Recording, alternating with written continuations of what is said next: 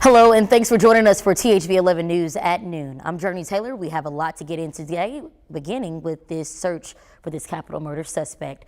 Little Rock police say they need your help locating the man on your screen. According to authorities, Darius Alford is wanted in connection with a killing on West Roosevelt Road that happened earlier this month on May 6th. If you see him, you're asked to call 911. Little Rock police are also searching for a person who shot at a UPS driver while he was on the clock. The incident happened around 1 o'clock yesterday on Royal Oaks Drive. Today, the UPS driver remains in critical condition at a local hospital. Investigators say this was not a random shooting, and they believe the victim knew the shooter. Meanwhile, law enforcement has been busy getting drugs off the streets in Pulaski County. The Pulaski County Sheriff's Office bringing in pounds of illegal substances. In one traffic stop at I-40 and 430, officers found 24 pounds of marijuana in a car. Then in a separate investigation into a stolen vehicle on West Diction Road, police also not only found the stolen car, they also seized 11 bottles of promethazine, 32 grams of cocaine, and 10 grams of marijuana.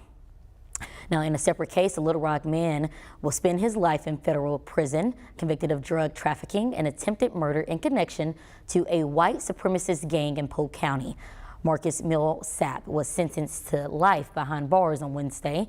He was indicted in 2019 for his involvement in drug trafficking with the white supremacist prison gang known as the New Aryan Empire, or NAE. Millsap was then convicted for working with the NAE to try to kill the police informant who he previously sold meth to. Now, Millsap was one of 54 people arrested for violent crimes related to the New Aryan Empire back in 2019. And a 35-year-old former teacher's aide in Lonoke is behind bars, charged with sexual indecency with a child and tampering. Lonoke County Sheriff's deputies arrested Promise Nicole Engel following a 2-month investigation into inappropriate communications with a minor.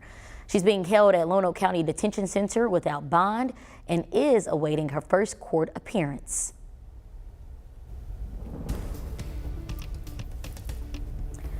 Well, a lot going on in news.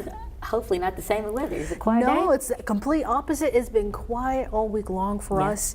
No complaints here. The weather has been nice. And on top of that, the humidity has been low, so it's actually been pretty enjoyable. Nice. As we go further into the rest of our weekend, into the holiday weekend, we are still seeing some pretty quiet conditions in the forecast. A few clouds out there, but generally sunny to mostly sunny to partly cloudy, I should say. We're sitting at 85 right now here in the metro, 84 in Conway, 82 in Russellville, still in the upper 70s to our north. Dew points are at a comfortable 59, so we're seeing them slowly drop actually throughout the afternoon. Some drier air is actually continuing to filter in. Matter of fact, our humidity is looking very low over the next several days.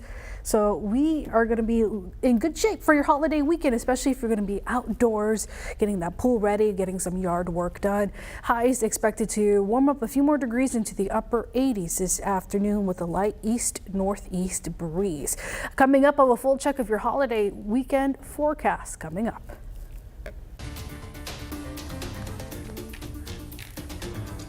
Well, in a THV 11 update, this is video of Richard Barnett leaving the federal courthouse in Washington, D.C. after being sentenced to more than 4 years behind bars. The graphic man had no comment about the decision handed down by a judge for his role in the January 6th invasion of the U.S. Capitol. Barnett, a retired firefighter, will return to Northwest Arkansas before serving his time in prison. Catherine Gilker spoke with a reporter who was inside the courtroom for the sentencing. During Wednesday's sentencing phase in D.C. federal court, the prosecutor opened by saying Barnett's crimes weren't just hurt feelings or a harmless prank. Prosecutors say Barnett characterizes himself as the victim, not the police or members of Congress or their staff. Jordan Fisher, an investigative reporter at our D.C. sister station, was inside the packed courtroom saying the judge gave Barnett an enhancement to his sentence for lying on the stand at his trial. Barnett did speak before learning his fate. Again, blamed police for instigating rioters. He acknowledged that he was angry, but he, denied doing the things he was convicted of, and he said that he didn't think it was fair for the government to chide him for his lack of remorse because he didn't believe that he was guilty of the things that they had accused him of. And he said, what should I be remorseful for? The prosecutor says the famous photo of Barnett with his feet on a desk in former House Speaker Nancy Pelosi's office didn't make Barnett famous, but that his actions made the photo famous. Prosecutors say Barnett encouraged others to participate in the riot. Fisher says at the end of the sentencing hearing, it's very common for the defense attorney to request what prison their client should be placed at, which is typically close to their home. He had a lot of reasons why he wanted him placed at a facility in South Dakota, not one of which was that they trained dogs there, which Barnett thought he would enjoy. And the judge had an interesting comment today. He told him, picking a prison ain't like picking a hotel. You don't normally list off the amenities you want. You kind of just get placed where you get placed. Catherine Gilker, THV 11 News. Now, the judge didn't say exactly when Barnett will be heading to prison, but for now, he is allowed to travel from Washington, D.C. back home to Gravette.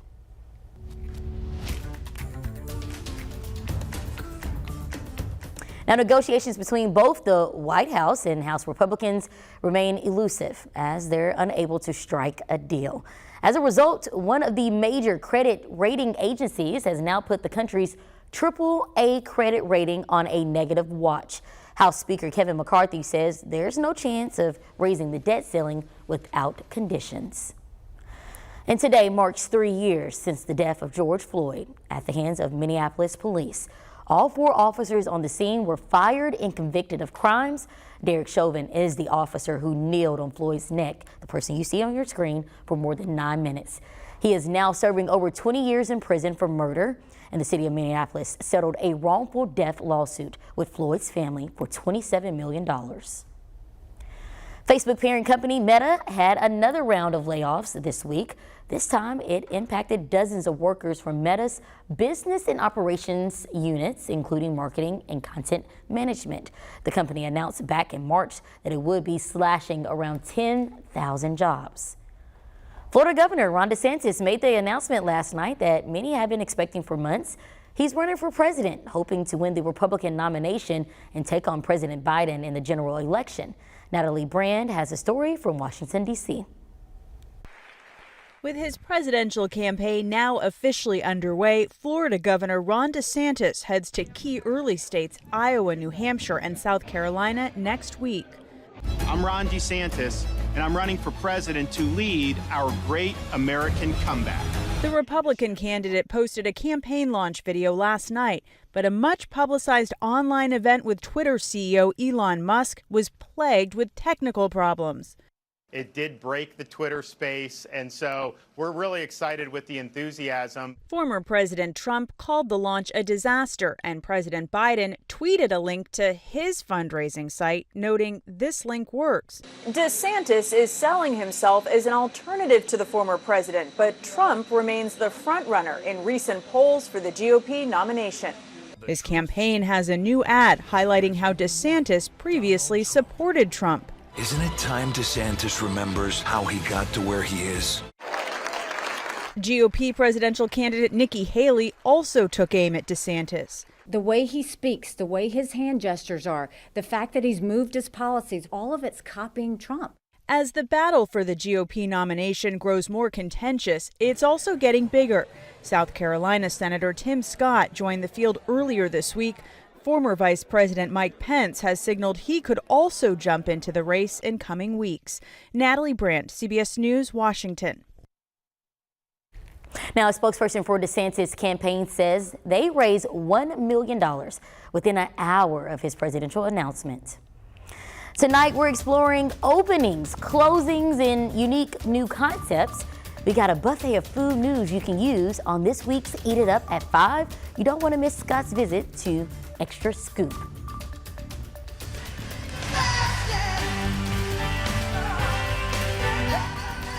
Well, fans often called her the queen of rock and roll. When we come back, a look at the remarkable life of the one and only Tina Turner. But also a look at weather. We just missed our turkey vulture that was sitting up there. My friend Corrales Ortiz is in the building.